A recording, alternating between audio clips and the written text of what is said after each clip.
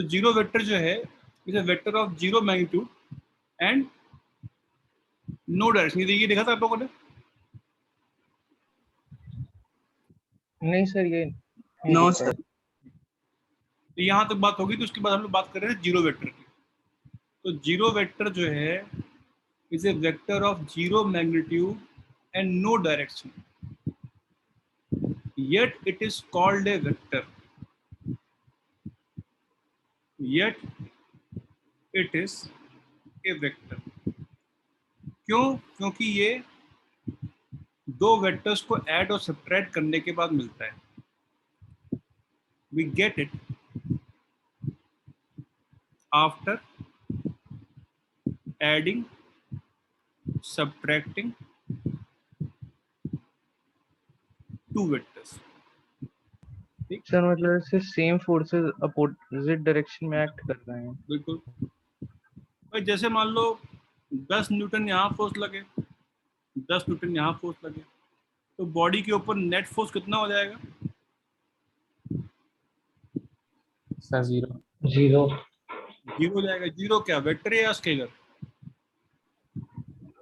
Sir vector. Sir vector. Force vector है, इसलिए vector बोलना ही सही है।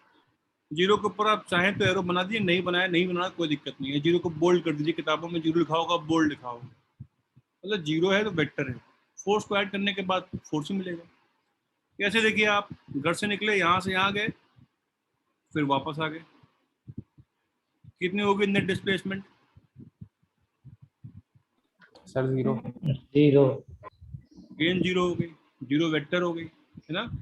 या घर से निकले, यहाँ से यहाँ गए, यहाँ से यहाँ आ गए, कितनी होगी नेट डिस्प्लेसमेंट? जीरो।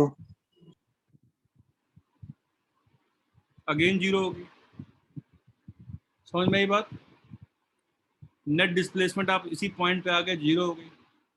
ठीक, क्लियर है? ये तो जीरो वेक्टर हो गया ये। अब for sum of two vectors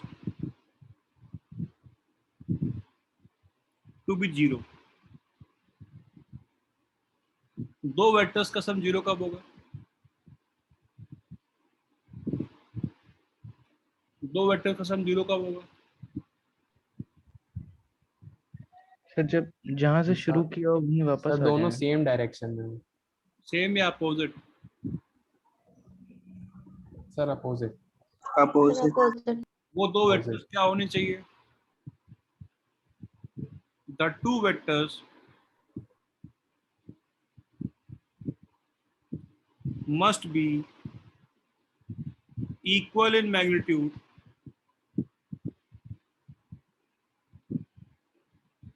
and anti-parallel। बोलो, अब सही है? बोलो यस। बोलो, अब सही है? Yes sir. ना, दो कंडीशन है, बराबर भी, मैग्नीट्यूड भी बराबर होना चाहिए और दोनों एक दूसरे के अपोजिट भी होने चाहिए। तो ये वाला वेक्टर और ये वाला वेक्टर का सम ही जीरो होगा। ये वेक्टर ए है, दूसरा वेक्टर बी है। ए वेक्टर प्लस बी वेक्टर का सम जीरो वेक्टर हो जाएगा। ठीक है? बोलो बोलो। Yes sir. For sum of three vectors to be zero क्या होना चाहिए?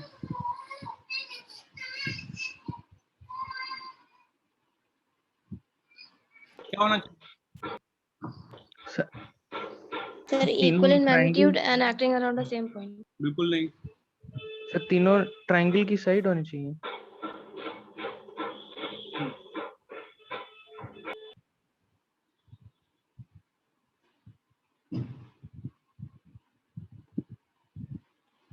बहुत इंपॉर्टेंट बात है ये। तीन वेक्टर्स का सम जीरो कब होगा? दे मस्ट, सर फर्स्ट के टेल पे थर्ड का हेड आना चाहिए। दे मस्ट फॉर्म एक closed triangle. triangle. They must form a closed triangle and they must be in same plane. Same plane में होने का हम लोग किस क्या चीज बोलते हैं? We can also say they must be coplanar. ये बात हम लोग क्या बोलते हैं? They must be coplanar. तो तीन वेक्टर्स का सम जीरो कब होगा? जब वो क्लोज ट्रायंगल बनाएंगे और सेम प्लेन में होना रिक्वायर्ड है, मस्ट है, अदरवाइज तीन वेक्टर्स का सम जीरो नहीं हो सकता है। देखो तो बहुत सिंपल सी बात है भाई, आपको तीन अलग अलग डिस्प्लेसमेंट से वापस अपने घर पे आना है। a प्लस बी प्लस सी का सम कितना होगा? 0. 0. 0. हो जाएगा ना? बोलो, है ना? हाँ सर. ठीक। अगर उन्होंने क्लोज ट्रायंगल बना लिया तो उनका सम कितना हो जाएगा? 0 हो जाएगा। और एक ट्रायंगल एक प्लेन में ही तो होता है। अगर ये सी वेक्टर मान लो, इस पेपर का प्लेन समझ रहे हो क्या है? एक प्लेन समझते हो क्या होता है? XY axis. X Y axis से बनना, ठीक है, एक्स वाई एक्सिस से बनने वाला जो प्लेन सरफेस है, प्लेन एक सरफेस है। अगर ये सी वेक्टर प्लेन में ना हो, प्लेन के बाहर हो, प्लेन के परपेंडिकुलरली बाहर, तो क्या इनका सम जीरो हो सकता है? नहीं। सेम प्लेन में होना चाहिए, लेकिन ऐसा नहीं कि सेम प्लेन में होगा तो जीरो। अगर सी सेम प्लेन में हो इधर की तरफ तो इनका सम जीरो नहीं होगा, है ना? तो सेम प्लेन में भी होना चाहिए और क्लोज सेम प्लेन में होगा तभी वो क्लोज ट्रायंगल बना पाएंगे। They must form A close triangle. बोलो बोलो। Yes sir. Yes. For sum of three vectors to be zero, they must form a closed triangle. अब ये देखो, a प्लस बी कौन सा वेक्टर होगा यहाँ पे? क्या a प्लस बी सी के बराबर होगा? So -C. दूसरी बात, a प्लस बी तो ये वाला वेक्टर होगा ना? a प्लस बी सी के बराबर होना चाहिए। मैग्नीट्यूड में a प्लस बी का मैग्नीट्यूड सी के बराबर होना चाहिए। बोलो, है ना? Yes sir. और दोनों Yes sir.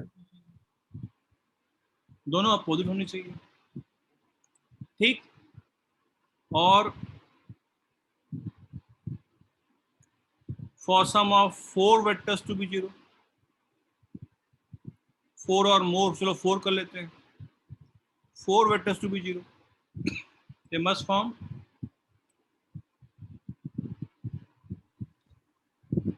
Parallelogram. कोई रिक्वायरमेंट नहीं पहले Lowest नाम की, quadrilateral. इससे कोई भी बना सकते हैं. बस पॉलीगन बनाना चाहिए उन्हें।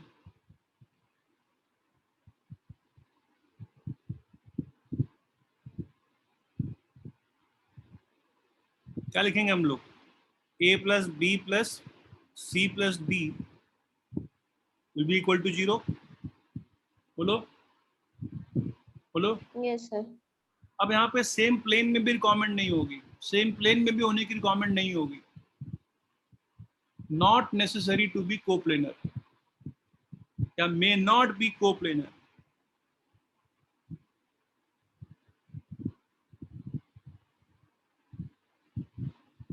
ठीक है, ठीक है, मे नॉट बी कोप्लेनर। जैसे इसी वाले एग्जांपल में A B vector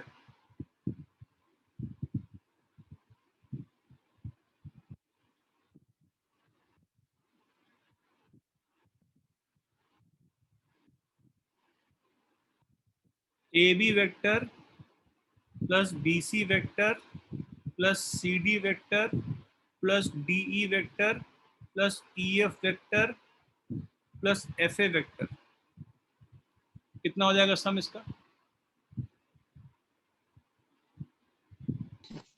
0. Sir 0. 0 vector हो जाएगा। ठीक है, बोलो एक और लेते हैं एग्जांपल। देखो मान लिया जाए, देखो उधर मान लिया जाए F1 F2 और F3 एक पार्टिकल के ऊपर लग रहे हैं, तो net force on the particle is 0. 0 sir 0. Net force on the particle is 0, है ना? या ऐसा हो कि बस पार्टिकल के ऊपर फोर्स तो लग रहे हैं, लेकिन क्वेश्चन में जो है जो फोर्सेस दे रखे हो वो ऐसे ना दे रखे हो, वैसे दे रखे हो।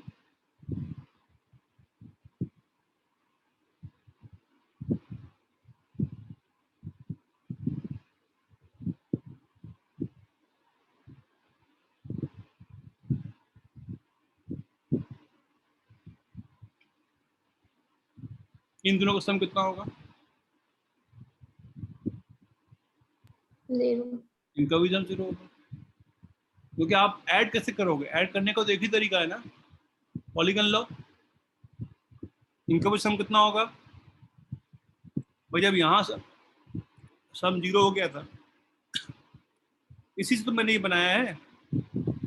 बोलो, यहाँ पे एक ब्लॉक रखा हुआ है, उस ब्लॉक के ऊपर 3 ऐसे फोर्स लग रहे हैं, इनका सम 0 होगा कि नहीं होगा? Yes sir. Yes sir. तो 0 होगा। जब ऐड करेंगे तो क्या करना पड़ेगा? ऐड करेंगे तो इसको उठा के यहाँ रखना पड़ेगा, F2 उठा के यहाँ रखना पड़ेगा, F3 उठा के यहाँ रखना पड़ेगा, इनका सम 0 हो जाएगा, है ना? बोलो। Yes sir. Yes, sir. चलो आज यहीं खत्म करते हैं, ठीक है? नेक्स्ट क्लास में प्रोसीड करेंगे फिर यहाँ से। जो पढ़ाया अभी तक पूरा करीबन 30 पेज मेरे हो गए हैं। जितना पढ़ाया है पूरा रिवाइज करना है अगली क्लास तक, ठीक है? सर होमवर्क में डीपीपी और शीट कौन से करने हैं? अभी डीपीपी रहने दो, 1-2 क्लास और हो जाए फिर हम लोग करने लायक हो जाएंगे। 1 क्लास और हो जाएगी, उसके बाद करना स्टार्ट कर देंगे, ठीक है? Basic trigonometry yes sir. कर सकते हो मेरे ख्याल से। हाँ, डीपीपी 1 कर सकते हो, DPP 1 we can try with DPP 1 कर सकते हैं अगली क्लास में, ठीक है? ठीक है, फिर यस सर। क्लास में मिलते हैं। Thank you sir. Thank you sir. Thank you, sir.